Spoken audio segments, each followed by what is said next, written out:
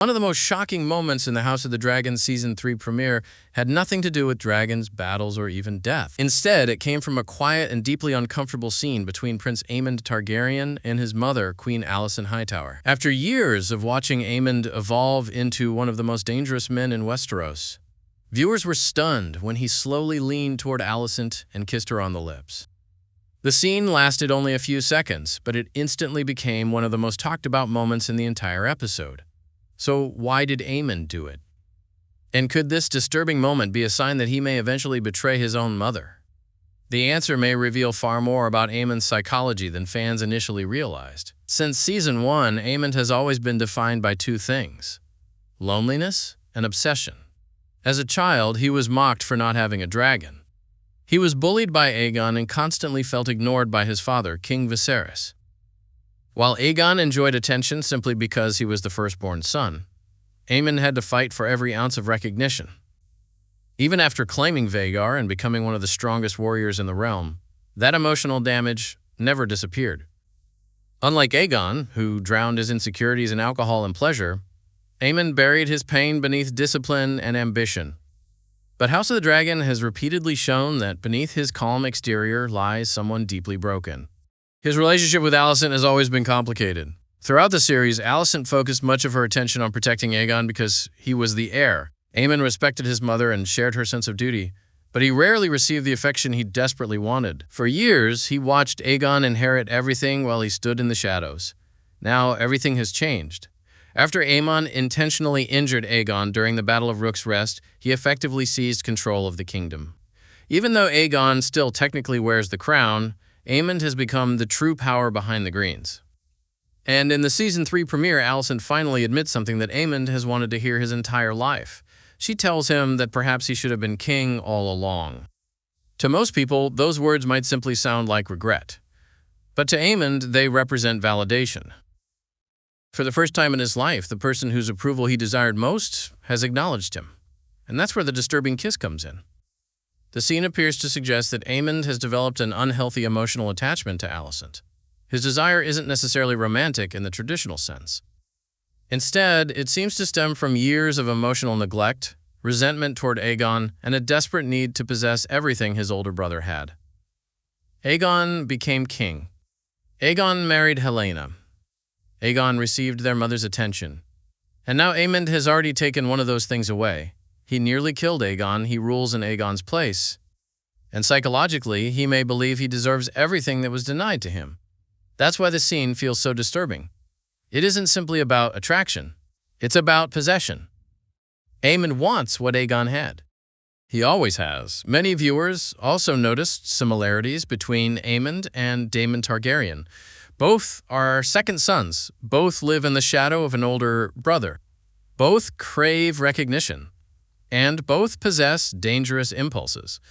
House of the Dragon has intentionally mirrored the two characters from the beginning. Daemon spent years resenting Viserys, while Aemond spent years resenting Aegon. But while Daemon ultimately loved his brother despite their conflicts, Aemond's hatred appears much darker. He has already proven that family means very little when power is involved. Which brings us to the biggest question. Will Aemond betray Alicent? Ironically, the answer may be yes, not because he hates her, but because he loves the idea of her too much. Alicent still believes she can guide her son. She thinks she understands him because she raised him. But Season 3's kiss scene may actually show that she no longer recognizes who Aemond has become. When Alicent froze in shock after the kiss, her expression revealed fear more than anything else. For the first time, she seemed to realize that the monster she helped create has grown beyond her control, and that's the tragedy of their relationship. Alicent spent years pushing duty, sacrifice, and ambition onto her children. She taught them that family existed to preserve power. But Aemond absorbed those lessons differently than everyone else. He turned them into obsession.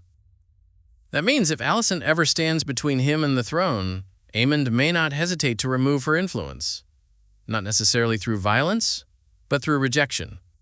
He could stop listening to her. He could isolate her. He could cast aside her advice completely. And in a way, that would be the ultimate betrayal.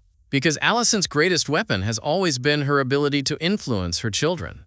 The moment she loses that influence over Aemond, she loses everything. What's even more interesting is that this scene does not exist in George R.R. Martin's Fire and Blood.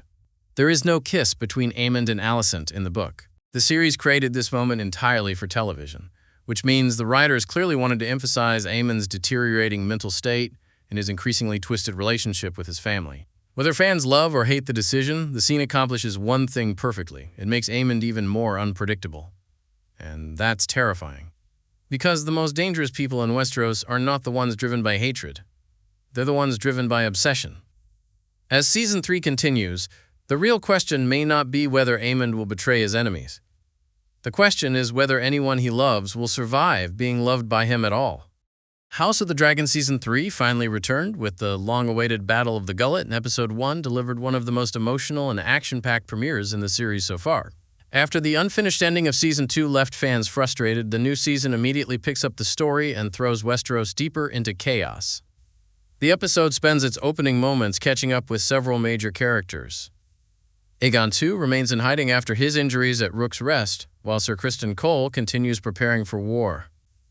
Daemon strengthens his alliance with the North, and new armies begin gathering for Queen Rhaenyra. Meanwhile, Rhaena finally succeeds in claiming the Wild Dragon Sheepstealer, fulfilling the dream she has carried since childhood. One of the biggest surprises comes from King's Landing, where Alicent Hightower struggles with guilt and the possibility that surrender may be the only way to save the realm. However, the most shocking moment involving the Greens comes when Aemond unexpectedly kisses his mother, Alicent, creating one of the most disturbing scenes in House of the Dragon history and raising serious questions about his mental state and future. The episode's second half focuses on the Battle of the Gullet, where Corlys Valerian's fleet clashes with Shirako Lohar and the Triarchy. Dragons fill the skies as chaos erupts across the narrow sea. Despite winning the battle, the Blacks suffered devastating losses. Rhaena's arrival on Sheepstealer unexpectedly causes confusion during the battle, as the Wild Dragon proves difficult to control. Meanwhile, Jacaerys Valerian ignores his mother's orders and enters the fight alongside Baela. His bravery ultimately becomes his downfall when Vermax is brought down over the sea. After briefly escaping the wreckage, Jace is struck by enemy arrows and dies, delivering another heartbreaking loss for Rhaenyra. The battle also claims several other lives, including Shirako Lohar, while Aelin of Hull emerges as one of the episode's unexpected heroes after saving Corlys during the brutal naval conflict. By the end of the premiere, both sides have paid a terrible price.